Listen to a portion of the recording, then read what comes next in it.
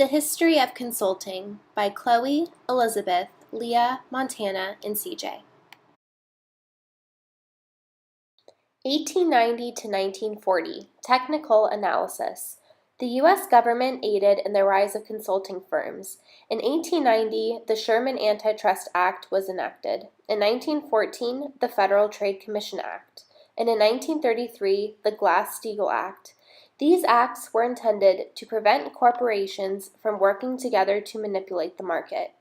Instead, these acts accelerated the creation of an informal but legal way of sharing information among oligopolists, which led to the need for consultants.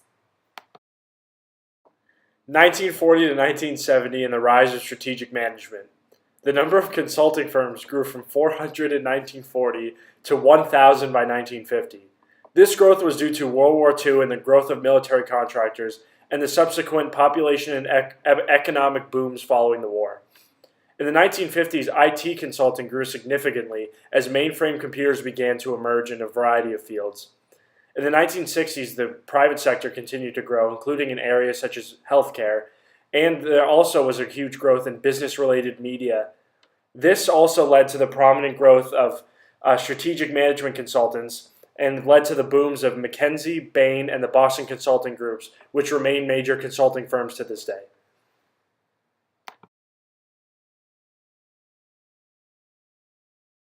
The 1970s through the 1990s. While organization and strategy consulting were booming in the 1960s, the 1970s showed a decrease in demand for it, and information technology, also known as IT consulting, increased in popularity. Bain & Company was founded in 1973 by Bill Bain, an alumni of the Boston Consulting Group. It is now considered one of the most successful consulting firms in the world. However, in the second half of the 1970s, strategy consulting, a subfield of organizational consulting, gained traction. McKinsey invested a lot of money in research for strategy consulting, resulting in McKinsey's S7 framework. S7 was unveiled in 1982 in the first managerial bestseller, In Search of Excellence, written by two McKinsey partners. This resulted in McKinsey becoming one of the top innovative strategy consultant firms, and they mainly emphasized organizational culture.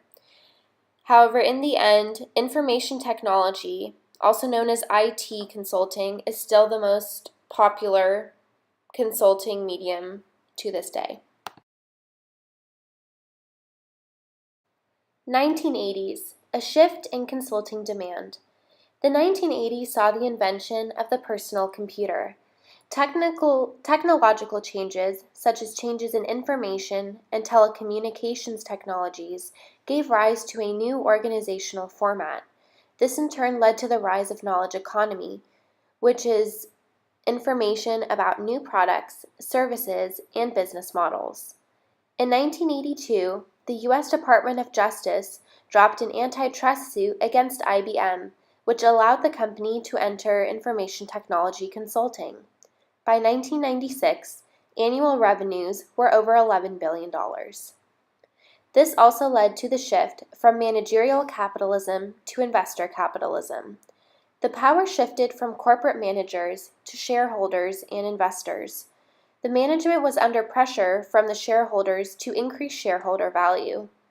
The management received incentives such as stock options and results based on compensation and commission for their work. This led to an increase in shareholder value, which led to a demand for management consulting, and the industry started skyrocketing. End of the 1980s into the 1990s, globalization and consulting. Former socialist-controlled markets, including Eastern Europe, the former Soviet Union, China, and India, began to change their markets from socialist to capitalist, which created a demand in global markets for consultants. Here's a map showing the socialist states that began to change their markets from socialist to capitalist. These include Eastern Europe, the former Soviet Union, India, and China. By changing their ways to a more capitalist structure, this opened the market for management consultants. And this in turn has led to how we know management consulting to be today. In both Western countries and newly capitalist markets, governments began to deregulate industries and allow privatization of organizations. These new markets needed consultants to identify investment opportunities in Western markets. More global markets led to more complex organizations, thereby increasing the need for consulting on a global scale. 1990 to 2000, niche outsourcing BPR. During the decade, BPR, or Business Process Reengineering, helped businesses to improve customer service, cut operational costs, and companies became more competitive as a result. In addition to that, there was a lot of outsourcing in this decade.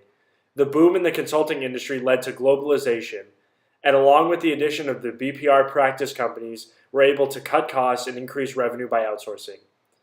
In terms of niche, many companies found they were able to grow more when they focused on a niche, whether it was informational technology consulting or the small business world.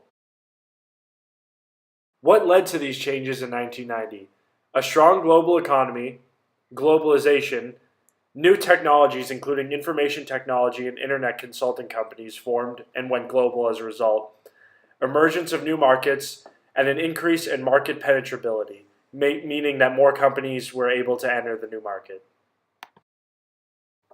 Big players of the 1990s.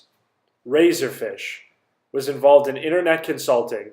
They were founded in 1995 and they became a global player in 1998. Sapient, which was involved in business and information technology strategy.